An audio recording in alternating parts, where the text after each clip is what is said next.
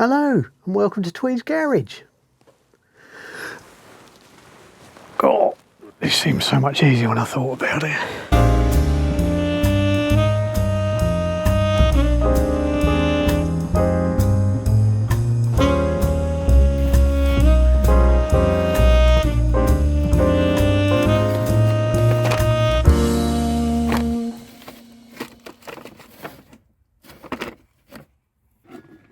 Gotta be here somewhere. Oh, gotta be there.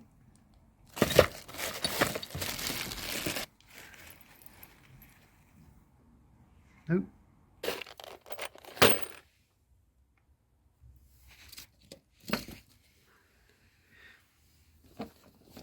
Ah.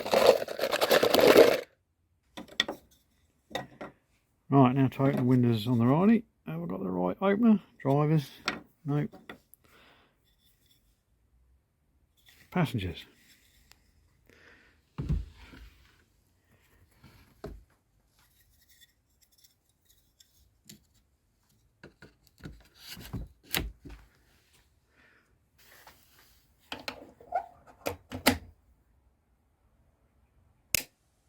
Welcome back to Tweed's Garage, where we're finally getting round to putting the gearbox back in.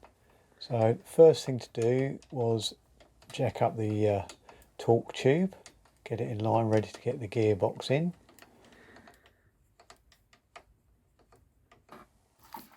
And as you can see, I've pre-filled the UJ housing with oil. You can just see it sitting in the bottom there.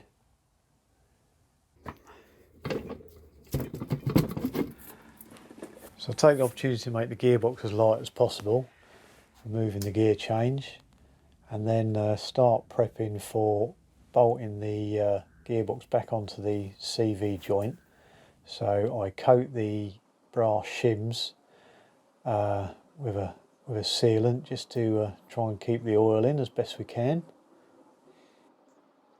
on the face of the end of the torque tube.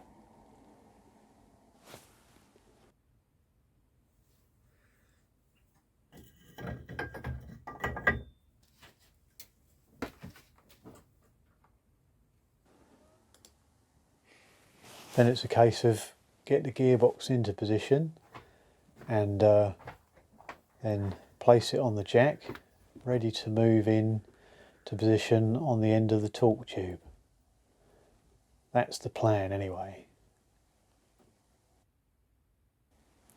Then give the back of the gearbox a coat of the same sealant as well and let it go off. And then we're ready to mount the gearbox back onto the end of the torque tube.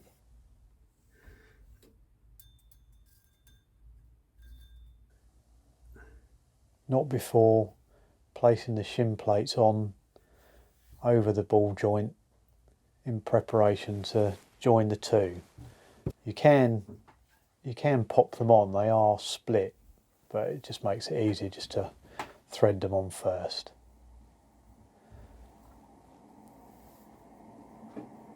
And then getting into position.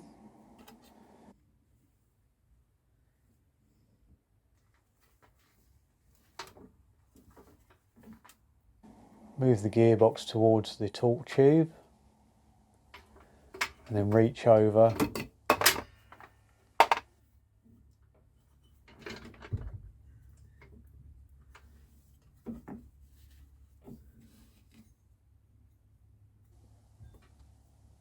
grabbing the universal joint and with one hand and rotating the input shaft of the gearbox with the other. I try and get the splines to match on the end of the universal joint and on the end of the prop shaft.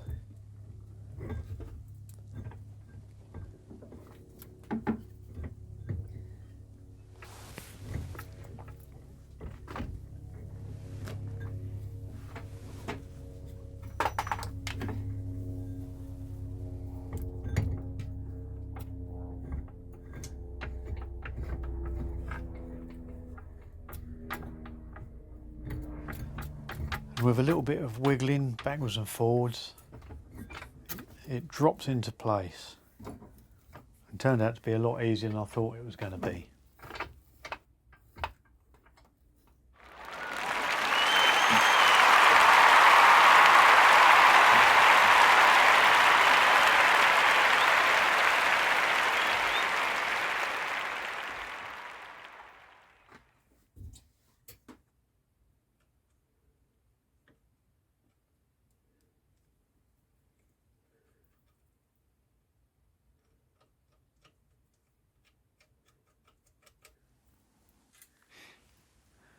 And then it's a case of inserting these 6 nuts and bolts around the circumference of the universal joint to join the 2 parts together.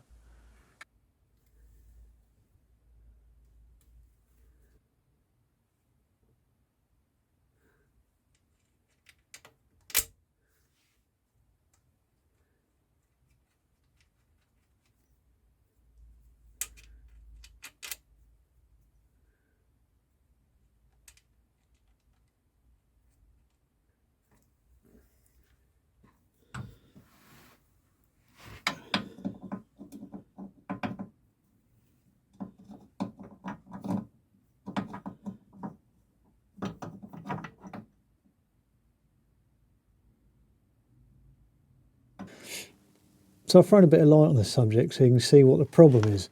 This is the mounting hole for the bolt that goes from the gearbox through the chassis and through the anti-vibration mounting for the gearbox. But if I put it up through the hole in the chassis where it goes, you can see it's miles away from where it should be. And it threw me at first, and then I suddenly remembered somebody saying something about it. And it's because of the weight of the car's on the springs, and the shackle on the spring is sort of facing towards the rear of the car. It's relaxed backwards. So I need to lift the car so that the shackles drop down, and then the position of the axle moves towards the front of the car, and then hopefully this will line up. Unfortunately, the gearbox is on my Jag. So to assist the garage chimp explain, I'm going to do it through the medium of felt tip pen and paper. So here we have before and after diagram. So this is the chassis of the car, these are the spring hangers or shackles, this is the leaf spring, and then this is the rear axle and torque tube. And with the axle not being tied into the gearbox, it's free to move backwards and forwards. So when the full weight of the car is on the springs, the shackles swing backwards, which moves the rear axle towards the back of the car, hence why the bolt holes don't line up. So you have to jack the car up, allow the shackles to hang free, and then the axle will swing back towards the front of the car, allowing the bolt holes to line up. So you can see the problem. The shackles are positioned towards the rear of the car, where they need to be in a more vertical position to bring the rear axle closer towards the front of the car so the bolt hole will line up. Raise the car up off the ground, and the trusty bottle jack on each side. And as you can see, if we look at the spring hangers now, they're hardly here anymore. They're hanging straight down there. And then the one at the front is also hanging straight down. But it still didn't quite line up. So I had to be a bit ingenious, as I'm working on my own. So this is how we got the final 1/2 inch. Just some ratchet straps around that's the dog. Ratchet straps around the rear axle, one on each side, around the mid chassis member, and just a gentle jack on each ratchet strap, and it come into line, and just adjusted it on the front jack there, and success and onwards. Ah, victory is mine. So here's all the parts for the gearbox anti-vibration mounting system. You've got two rubber blocks, two plates, and a spacing collar, fixing nut for the centre, and then two nuts and washers for the outside bolts. And the way it's assembled is it's a rubber block, and then this plate is sandwiched between the two blocks. Then you have the spacer, which mounts through the next block. Then you have your plate, and then through that you do up your main gearbox nut, and then your two securing nuts and washers each side. Right, let's get it fitted. These are the old bolts for the anti-vibration mounting for the gearbox. As you can see, they've had a bit of a tough life and there's a bit of corrosion on the sides. So I've got a new set of engine gearbox bolts. So I've got some surplus bolts to use. So I'll make these into a new pair of bolts for the mounting. Just need to run the thread a little bit further down and drill a hole for the split pins. Okay, so first thing I've done was just check the thread. It's a little while since I've worked on it, just confirming it. So measured the diameter, check the pitch, which is 20. It's 3/8. So we're looking here, BSF 3/8 by 20 pitch. So it's BSF. So I've got my BSF tap here just to run that thread down a bit.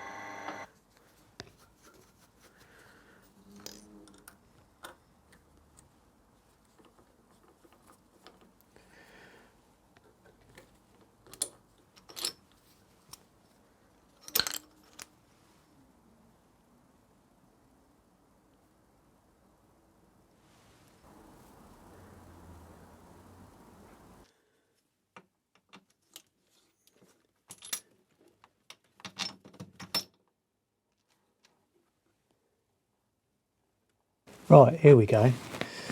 Now, try not to get in the way. It's a bit tight down here. So I've lowered the gearbox down, and with the trolley jack here and the jack that's under the torque tube, managed to drop it down through the middle of the cross member down to about the right height. So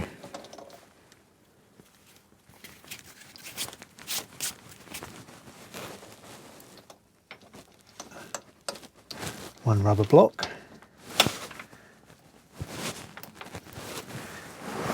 So these blocks don't rest against the chassis. It's sort of suspended between these two bolts.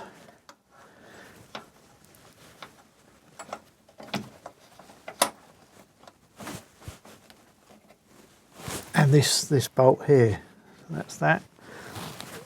Here's the plate. It goes up like that, and stops against the shoulder on this gearbox stud. Try and keep it square so it doesn't twist, so it's not won't rattle against the chassis.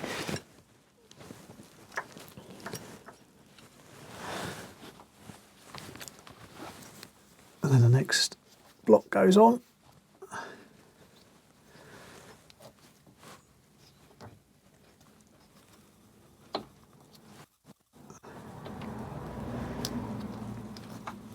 Like so.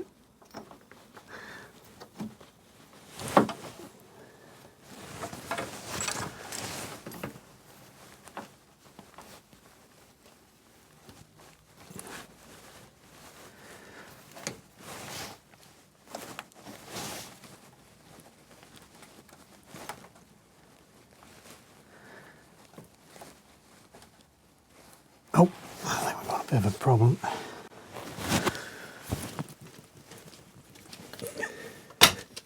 There we go.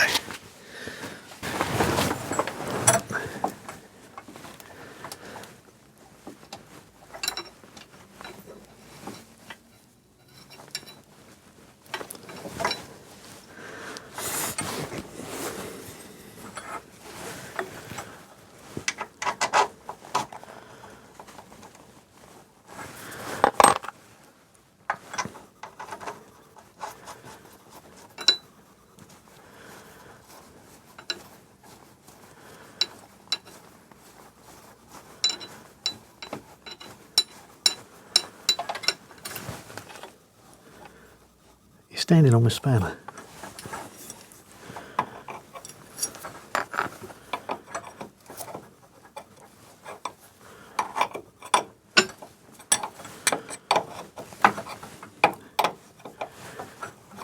Jenkins, stop picking your nose.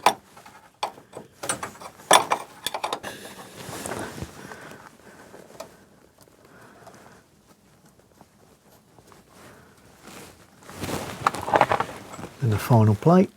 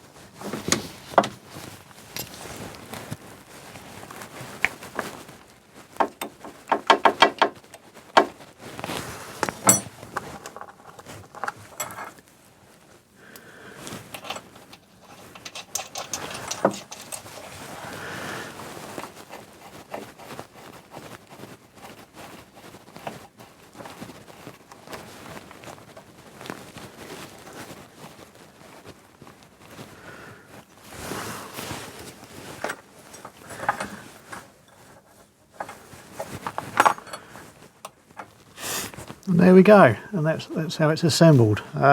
and then you just put split pins in, tighten it up and put split pins in to stop the nuts disappearing.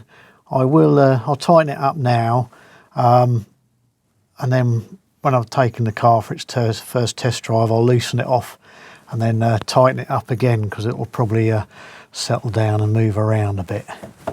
There we go. Next job was to put the split pins in all the securing bolts around the CV housing.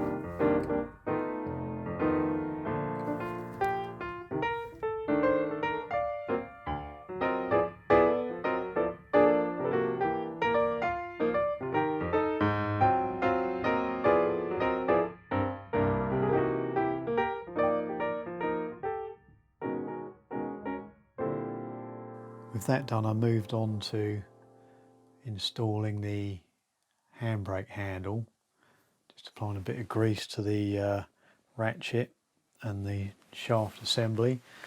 It does get oiled from overspill from oil from the CV reservoir at the top, just in front of it, but just put a bit of grease on it now just to keep it lubed till I get it running.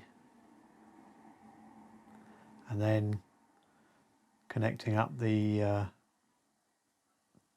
pin to attach it to the handbrake rod to the rear brakes.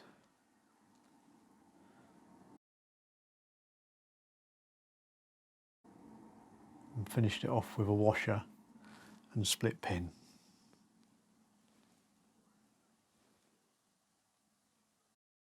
So we've got the gearbox bolted in, got the oil, gaskets and top, so it's time to get this buttoned up.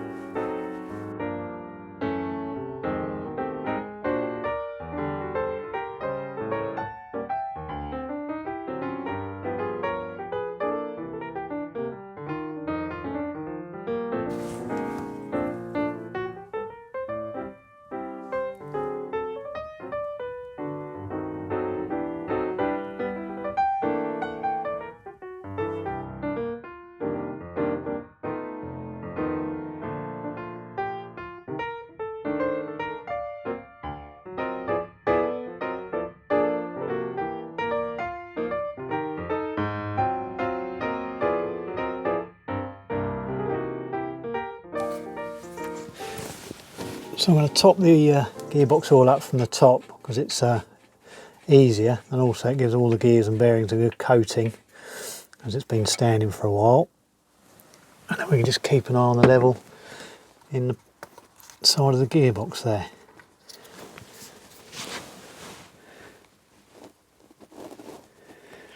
That's quite thick, so we'll probably have to wait for a while to let the level set.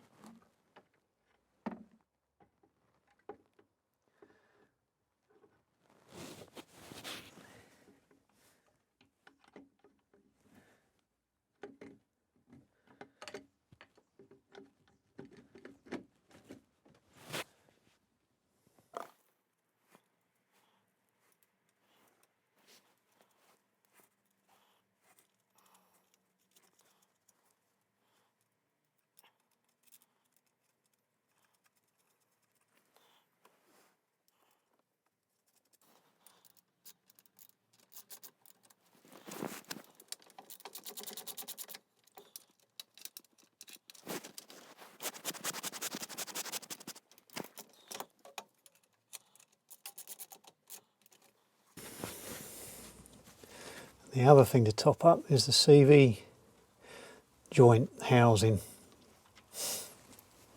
Just before I put the gearbox in, I don't know if it was visible on the video, but I did pre-fill the ball end housing up to its lip, just so it had some oil in it.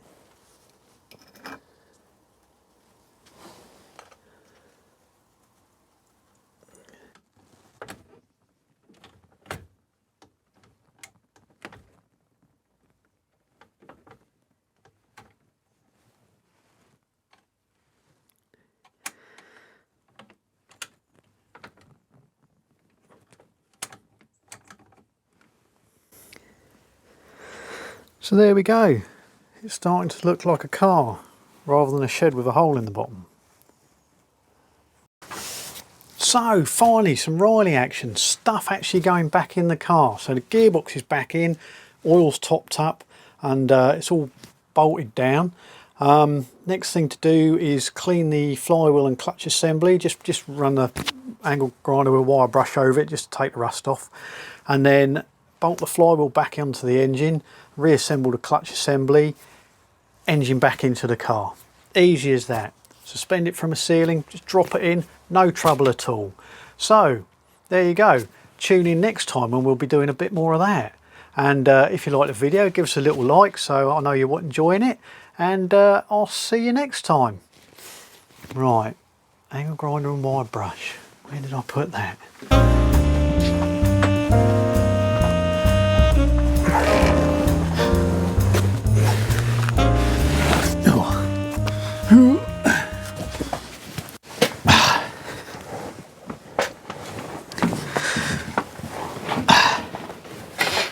Oh, Christ.